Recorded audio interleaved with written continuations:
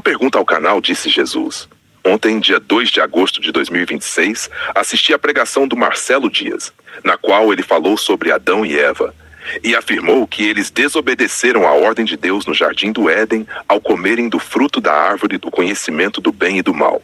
Então, eu gostaria de fazer uma pergunta. Adão e Eva realmente tinham plena consciência moral para serem responsabilizados por essa desobediência? Porque existe um detalhe na própria narrativa de Gênesis que me chama muito a atenção. Antes de comerem do fruto, Adão e Eva ainda não tinham o conhecimento do bem e do mal.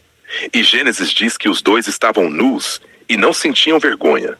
Depois que comeram, seus olhos foram abertos e eles perceberam que estavam nus. Então fica a pergunta. Se eles só passaram a conhecer o bem e o mal depois de comerem o fruto, que tipo de consciência moral eles possuíam antes de comer?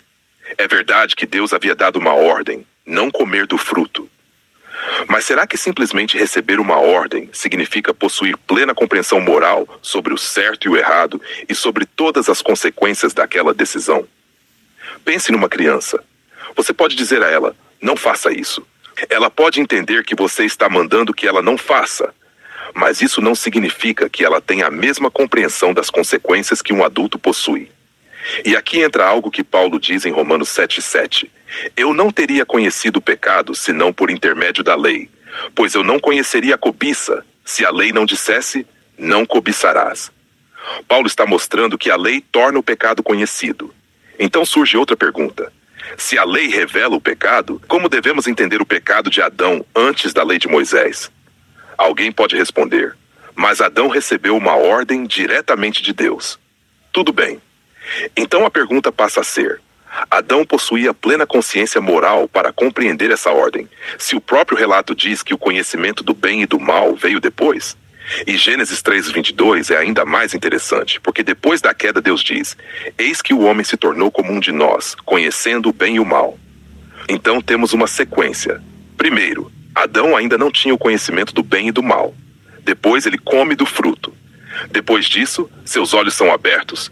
E então, ele passa a conhecer o bem e o mal.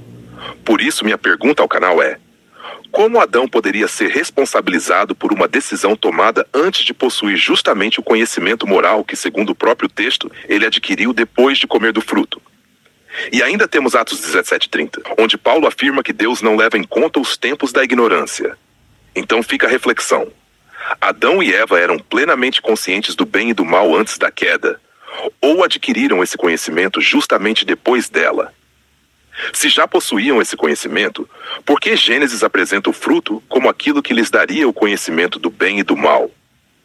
Mas se ainda não possuíam esse conhecimento, por que um Deus perfeitamente justo os responsabilizaria dessa maneira por uma transgressão cometida antes de terem plena consciência moral?